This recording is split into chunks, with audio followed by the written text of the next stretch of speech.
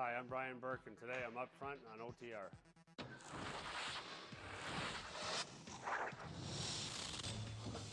Off the Record with Michael Landsberg.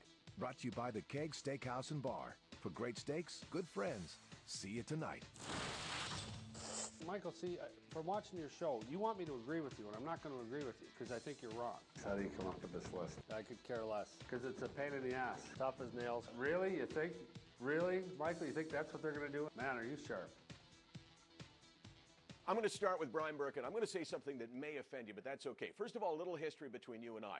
You did this show first time when you were executive director of the National Hockey League, correct? Yes. You didn't love it then, did you? No. You did this show when you were general manager of the Vancouver Canucks. You liked it a little bit more then. A little bit. You did this show when you worked at TSN. We were colleagues. Now you're starting to warm up a bit. General manager of the Anaheim Ducks, now president and general manager of the Toronto Maple Leafs. So here's what I'm going to say that may piss you off. I think you've mellowed. I think you're happier than ever been. I think that you're more easygoing than you've ever been. True or false? I'm generally a warm-hearted person, yes. No, that's not true. Seriously, work with me here. I've heard you all the time in the media being more gracious, more giving. I'm not saying giving more time because you always gave media access, but you just seem to be relishing and loving your environment. I've always gotten along famously with most of the media. I think it's an important part. I can only get 17,500 people in a building, and the only way I can reach the rest of Greater Toronto or Anaheim or Vancouver, the only way I can reach those people is if they listen on the radio, watch on TV, or read a newspaper. It's a vital part of our business. The problem is there's a small group in the media that wreck it for everybody else. And what do they do to wreck it? Well, for me, generally, what just sets me off is something about one of my players or my coach. It generally isn't about me because I could care less. But what kind of thing would a person in the media say? It would not be inappropriate for me to say that Beauchemin is off to a bad start for the season, correct? No, that's not accurate. He's had 2 games where he could play better. You're talking about a start to the season. We played 2 games. But I threw it out there. I said, as a start to the season, François Beauchemin has not played well. He can play a lot better than he's played the first. So you're not disagreeing with me. You just don't like when guys say it. Well, to me, to make a blanket statement like that he's had a poor start when we played 2 games, I think that's absurd. But you've only played 2 games, and he hasn't played in either one. So he hasn't played as well. You don't want him to lose his confidence, so you get mad when guys say it. No, I would differ. If I were covering this team, I would say it's a work in progress. Neither Mike Komisarek has played. He's spent too much time in the box, but I don't think people realize how guys come into a new team. He's trying to impress his teammates and make a statement to the fans. I can live with that. Right. I can live with that for a short period. Bosch has been playing not his game. He's been playing outside the comfort levels of his game, but it's 2 games. So do I think he's had a poor start to the season? Ask me after 10 games.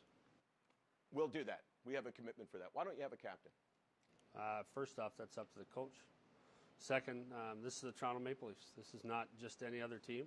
It's not just to have a captain for a team. This is the Toronto Maple Leafs. But don't you think that's incredibly arrogant? No. Well, there's 30 franchises in the National Hockey League. Why are you different than any of them?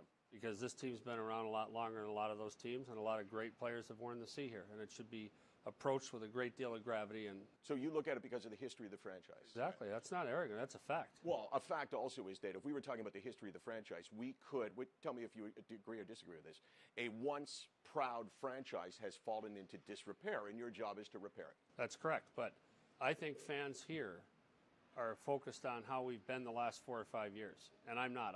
I'm focused on that, but I'm also focused on if you and I went to South America and went in some small village and sat on a wall and waited, the first piece of sports paraphernalia that would walk into that village or walk through that clearing would be Boston Celtics, Dallas Cowboys, Man U, Toronto Maple Leafs, New York Yankees. That's the strength of this brand.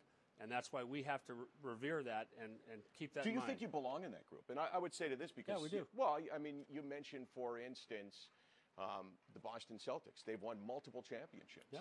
The Boston Red Sox, multiple championships. New York Yankees, multiple championships. What do you call those? Those are all pre-1967. And at a certain point, a franchise, you would agree with me, has to rejuvenate itself. I mean, there's a whole generation of fans that have never seen this team in a Stanley Cup final. They're owed more. They're owed more. No question about that. We have the most loyal, best fans in pro sports. That I fully agree with. And we have to reward that loyalty. That doesn't change the fact that we've had a proud past, even if the recent past hasn't been what we'd like it to be.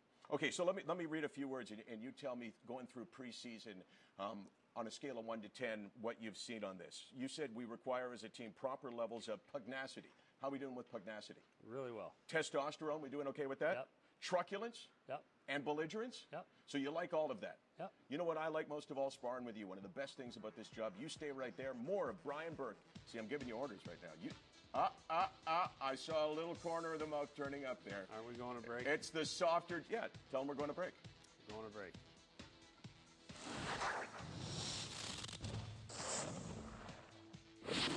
Up next, 2 words, draft, schmaft. That should be fun. And I'm going to say Vesa Toskala off to a weak start. We'll see if he jumps on that next.